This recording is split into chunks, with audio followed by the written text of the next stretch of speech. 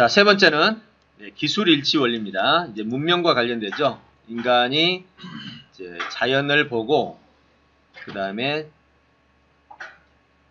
알아낸 것을 배우고 또 모르는 것을 알아내고 그런 과정에서 이제 도구와 방법이 개발이 되죠. 그때 이 도구를 사용하는 걸 기술일치라고 합니다. 그래서 기술일치는 문명이다라고 생각하는데 도구와 방법, 물론 이것도 그런 것에 속하지만 지금 이 기술이라는 말은 구체적인 도구가 있는 것, 지식만 가지고 해결이 안 되는 거죠. 그래서 인공지능을 활용한 진단 처방이나 나노 로봇을 활용한 질병 치료나 이런 것들을 얘기합니다. 뭐 지금도 우리가 병원에 가면 기술을 사용하고 있죠. 도구나 기술을 쓰고 있습니다. 요즘에는 웬만한 것들은 막 스마트폰과 연계돼서 도구들이 개발돼 나오고 있습니다. 그래서 그런 도구들을 잘 활용하면 도움이 많이 되죠. 여기 보면 인공지능과 이제 왓슨, 그리고 그 왓슨에 따라서 의사들의 역할. 인공지능 왓슨에 들어가는 초기 화면이거든요. 근데 여기 제가 궁금했었거든요. 이 왓슨이 어떻게 진단하는가를 되게 궁금했는데 이분이 마침 강의하면서 지금 의사니까 그걸 보여주더라고. 처음 봤어요. 저도 되게 궁금해서 저거 어떻게 하지 했는데 이분 때문에 알게 됐죠. 인공지능 화면이 있어요. IBM에서. 그러면 전 세계에 있는 의사들이 여기 화면에 접속해서 자, 아무것도 없습니다 하면 이분들이 한국 환자들의 데이터가 올라가죠. 여기에 플랫폼을 쓰는 데가 많다는 거죠. 네. 중국은 들이 쓰는 데이터에 본다면 그 다음 색깔, 안 되면 쓰지 말라는 그런. 이렇게 사이트에 들어가면 뭐 데이터를 올려라, 진 상태를 올려라, 그 다음에 이렇게 모든 조건들을 입력을 하면 거기에 따라서 이제 왓슨이 그걸 가지고 딥러닝으로 해결해서 처방을 해주는 거죠. 얘기를 하고 저 약을 쓰게 된 근거가 뭐냐 그러면 세계에서 최근에 왓슨이 잠 안 자고 공부한 인공지능이 그 근거가 되는 논문을 찾아줍니다.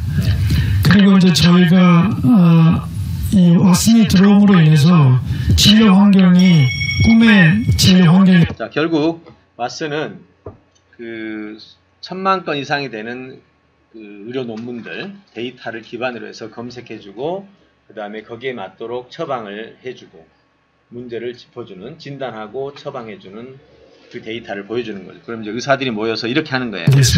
환자 한 분한테 설명을 해요. 그리고 이렇게 환자 한 분을 놓고 이 환자 한 분을 놓고 의사들이 모여가지고 왓슨이 만들어준 데이터를 가지고 토론해서 그에게 가장 맞은 처방을 해주는 거죠. 이걸 보고 이제 꿈의 진료라고 하죠. 꿈의 진료라는 말은 이전의 진료 모습을 생각하시면 되죠. 여러분 병원 가면 의사하고 몇 분이에요? 대답. 1, 2분? 3분이면 길죠. 3분이면 그 의사는 이제 쫓겨납니다. 빨리 하고 다음 진료를 봐야 돈이니까요. 네, 그래서 이런 방식으로 꿈의 진료가 왓슨한테 물어보고 그런 시대로 지금은 인공지능이 미래 의료를 바꾸고 있고 이제는 상의를 하면서 서로 shared decision making. 이제는 앞에 어떤 치료약이 뜨거든요. 그게 왜 우리나라에서는 약값이 비싸서 못 쓰는지 약이 안 들어왔는지 상의를 해야 되고 이제는 미래 의료도 이런. 결국 뭐예요? 의사들이 하는 일이 인공지능이 처방한 내용을 가지고 서로 이제 의논해가지고 마지막 시정 결정만 해서 환자에게 적용해주는.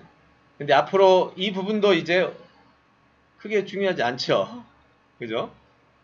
그래서 앞으로 내가 볼 때는 의사들의 미래가 불분명한데 최근에 뭐 직업의 미래에서 보니까 뭐 1, 2, 3위 안에 들어있더라고. 안전성에 대해서. 왜 이런 판단을 했지? 누가 또 저걸 했나라는 생각이 들었었습니다. 자, 이렇게 해서 우리는 실제적으로 인공지능을 활용한 진단 처방과 또 나노 로봇을 활용한 처방, 손상 장기를 치료하는 그 도구들이 개발이 됐습니다. 하면 부상이 치료된다고 합니다.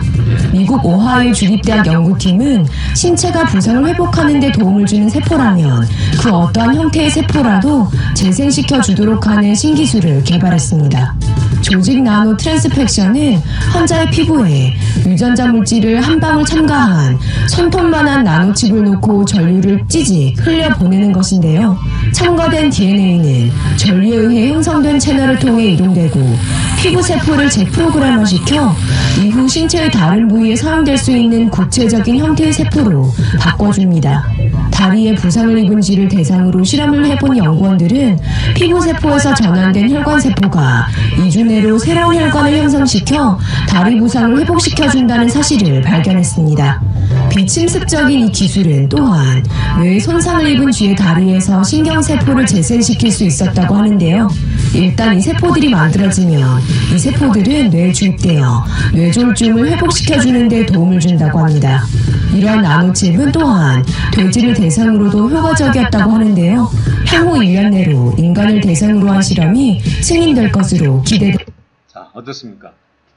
이런 기술들이 속속 지금은 발견되고 있는데 만화에서 나왔던 그냥 갑자기 상처가 치유된다든지 뭐 하는 이런 일들이 이제 구체적인 일로 나타나고 있습니다. 사실 나노 기술을 다루는 그 기술들이 좀 더 개발이 되면 정말 상상하지 못하는 영화 같은 일이 실제로 벌어질 거예요. 마이크로 로봇을 몸속으로 보내 질병을 치료하는 영화 같은 일이 현실화됐습니다. 국내 연구진이 개발한 줄기세포를 담은 의료용 마이크로 로봇의 상용화가 추진되는데요. 김진두 기자가 보도합니다. 손상된 연고를 재생하는 줄기세포를 붙인 마이크로 로봇입니다. 0.3mm 크기의 로봇을 관절 부위에 주사로 넣어줍니다. 이어 자기장을 조정하자 로봇이 움직여 원하는 손상 부위에 쏙 들어갑니다. 줄기세포를 미세한 로봇에 붙여 원하는 위치에 빠르게 전달할 수 있는 신기술입니다. 한 0.3 끌고 와서 거기다 부착시키는 로봇을 이용하면 투입 줄기세포의 90% 이상을 10분 내 목표 위치로 이동시킬 수 있습니다. 이 기술은 바이오 스타트업에 이전돼 미 식품이 있는 다양한 보좌하고 있습니다. 연구진은 자, 어떻습니까? 핵심은 이겁니다. 그 아이디어 아니겠어요? 사실 나노 로봇에다가 줄기세포를 넣어가지고 나노 로봇이 이제 위치를 찾아가니까 그동안은 약을 넣으면 10%밖에 해당이 안 됐어요. 근데 지금 90%가 효용성을 갖기 때문에 너무 좋은 기술이죠. 근데 사실 기술을 생각해보면 우리 몸속에다가 보내놓고 전기 자기장을 가지고 목표 위치로 옮기는 것은 사실 어려운 일이 아니잖아요. 이미 있는 기술들인데 그런 아이디어한 기술들이죠. 이런 걸 통해서 많이 바뀔 수 있다는 거. 자, 기술 일치 원리는 가능하면 현대 과학이 만들어 놓은 기술들을 최대한 잘 활용하는 것이 좋다. 이런 뜻입니다. 여기서 이 기술이라는 것은 약만을 얘기하는 게 아닙니다. 적절한 도구들을 얘기하는 거예요. 그래서 크게 이제 미소건강의 세 가지 원리, 자연과 인간과 문명 이 세 가지를 살펴봤습니다. 이렇게 해서 우리가 좀 더 건강한 삶을 살 수 있으리라고 생각합니다. 자, 그 다음 이번에는 미소건강 요소를 살펴보겠습니다.